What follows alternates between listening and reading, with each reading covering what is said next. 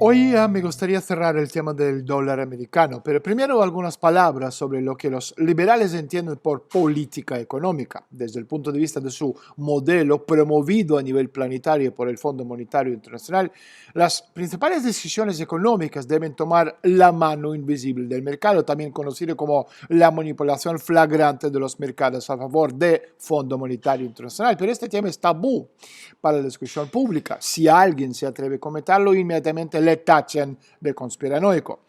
Así que las actividades de los gobiernos liberales del mundo están orientadas a la privatización como un intento de aumentar el lado de los ingresos del presupuesto y la reducción del gasto social. Es decir, en el mundo controlado por el Fondo Monetario Internacional y las compañías vinculadas a ellos, la obligación principal de todos los gobiernos es privatizar todo a costa de los intereses nacionales. Cualquiera que decide defender los intereses nacionales al costo de la privatización, de inmediato es definido como dictador, con la consecuente boicot de sus productos, la amenaza de las sanciones por parte de Europa Unida y Estados Unidos, incluso la invasión del país en nombre de la libertad.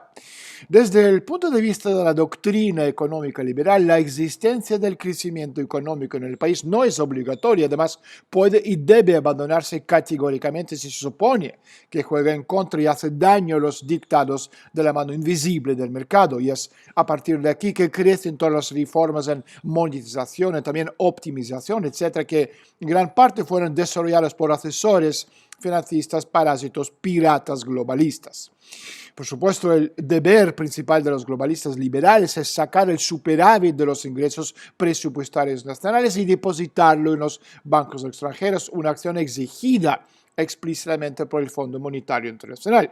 Pero, dado que el poder político nacional requiere un aumento del gasto social a favor del pueblo, esto de alguna manera debe compensarse subiendo impuestos, también escondiendo acciones de los que el poder político prefiere no hablar públicamente. ¿Qué acciones? Bueno, por ejemplo, que los gobiernos ya no pueden asegurar el crecimiento económico de sus respectivos países, lo que significa que al pueblo se le presentaría tres viejos temas. Uno, aumentar la edad de jubilación con el fin de cosechar aún más a los viejos. Dos, aumentos de impuestos para cosechar aún más a los demás. Y por encima de todo, privatización de todo a favor del Fondo Monetario Internacional y las empresas transnacionales con el fin de cosechar a los países.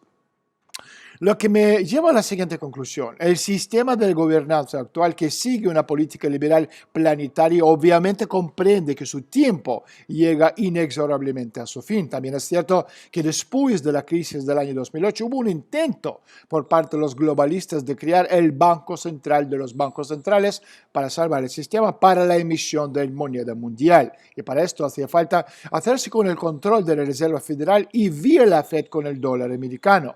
Hubiese sido una institución supranacional que tendría el derecho exclusivo de imprimir la divisa global durante la crisis financiera. El dólar estadounidense continuaría siendo divisa nacional y su emisión estaría limitada por la cantidad establecidas por el Banco Central de los bancos centrales. Sin embargo, los nacionalistas aislacionistas estadounidenses en la sombra no le permitieron a los globalistas hacerse con el control del dólar americano. Lo sabemos, porque después de este intento fallido, siguió una serie de escándalos de alto perfil contra la élite globalista. Por ejemplo, el caso del director general del Fondo Monetario, Dominique Strauss-Kahn, el despojo de compañías offshore británicas, también el caso de activos panameños conocidos como papeles del paraíso y papeles de Panamá. Y esto me lleva a la siguiente pregunta.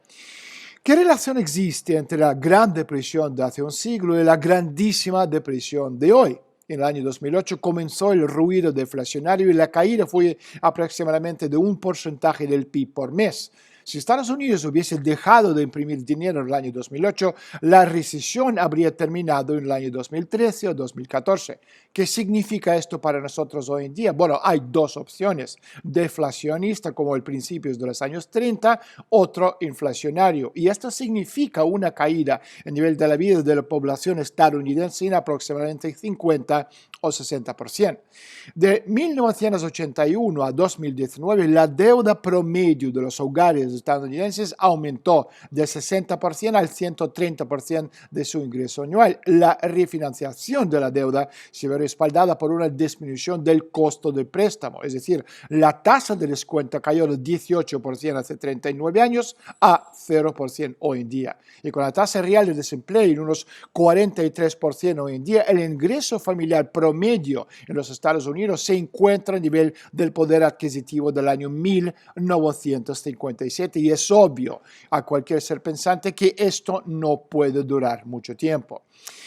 La degradación monetaria solo puede continuar mientras sus usuarios continúan aceptando la moneda fiduciaria como medio de cambio. Ahora, rechazar una moneda estatal establecida sin respaldo con fines transnacionales es un último recurso y naturalmente en el pueblo en general existe una gran reticencia en hacerlo, pero a menos que el gobierno controle sus gastos y equilibre su presupuesto, el destino de su moneda es que finalmente sea rechazada y se convierte en un verdadero papelito de color. Y no solo estoy hablando del caso de Estados Unidos. Los gobiernos están atrapados en una trampa de deuda de la cual, en ausencia de recortes masivos en el gasto, solo puede haber un resultado: la bancarrota de los gobiernos, también empresas endeudadas con malas inversiones acumuladas cerradas de los mercados crediticios. Ahora, estos zombies forman una parte sustancial de la economía no solo americana, sino a nivel mundial, tanto en Europa, Reino Unido, Japón y también China, y una parte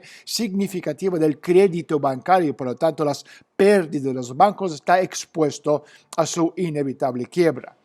Aún así, los keynesianos y los partidarios conspiranoicos de teoría monetaria moderna nos dicen, refiriéndose a Estados Unidos, que un gobierno que emite deuda en su propia moneda no puede quebrarse. Bueno, la conclusión solo es ciertamente hay algo de valor que extraer del poder adquisitivo decreciente de su moneda inflada, y dado que el poder adquisitivo de un estadounidense es del año 1957, la supervivencia del dólar americano como moneda planetaria es más que dudoso. Así que nos acercamos a una situación en la que se han agotado todos los recursos a escala mundial y, sin embargo, la escala de la deuda intergubernamental de la economía estadounidense, es decir, el Estado representado por el presupuesto federal, los presupuestos de los estados, también municipalidades, corporaciones, hogares, etc., es de alrededor de 50 billones de dólares. Ha estado creciendo de manera constante a una tasa de cerca del 10% al año. Y aunque 3/5 de esta deuda corresponde a la deuda que tienen algunos sujetos de la economía estadounidense con otros sujetos, no es posible contrarrestarlos de ninguna manera porque las deudas llevan mucho tiempo alienadas de los presupuestos. Se trata de activos del sistema financiero estadounidense que se comercian de forma libre en el mercado. Es decir, los elementos internos de cualquier cadena de deuda se convierten a su vez en embriones de nuevas cadenas de deuda que solo cuentan con sus activos originales, los cuales no son en absoluto los activos que les proveen las cadenas primarias de donde surgieron. ¿Cuánto es 10% de 50 billones de dólares? Bueno, son 5 billones y esto quiere decir que el índice de crecimiento de la deuda es de cerca de 1/4 del PIB del país. Si tomamos en cuenta que cerca del 70% del PIB de Estados Unidos lo conforman servicios que no pueden ser considerados como colaterales confiables para un deuda, entonces tendremos un panorama verdaderamente maravilloso. Actualmente, todos los activos estadounidenses criados en un año fiscal no pueden proveer nuevas deudas emitidas durante el mismo periodo, y el paso con que están creciendo muy pronto, los activos globales no serán suficientes para garantizarlos. También es comprensible lo que esto significa. La gran mayoría de los nuevos activos financieros no tienen ningún colateral, o sea, ninguno, cero. Es pura ficción, papel, incluso un registro electrónico que no le da a su propietario ninguna garantía verdadera. Repito otra vez, un sistema como este no puede existir durante mucho tiempo. Este tiempo está llegando a su fin, el sistema obviamente va a morir y por eso hacía falta un COVID como la excusa, ¿no?, para el reinicio planetario dictatorial. Hay dos maneras de salir de este predicamento. La primera consiste en detener forzosamente la pirámide de deuda, lo que implicaría el correspondiente servicio y reducción gradual. La segunda consiste en reinicio pronto el incumplimiento masivo, con el cual tal vez se continuarían generando nuevas obligaciones de deuda. El problema del primero, hablando de los dos modelos portinos, la primera opción es que con la misma paridad de poder de adquisición, Estados Unidos consume cerca de 40% del PIB mundial y la diferencia con su propia producción de casi el doble se debe precisamente a la emisión tanto de deuda como de dinero. Asimismo, detener esta emisión implicaría un descenso doble instantáneo en el consumo total de Estados Unidos. ¿Cómo de grave es eso? Incluso en Rusia en 1991, en 1992, estamos hablando de la época de la caída de la Unión Soviética, la caída fue solo de 40%.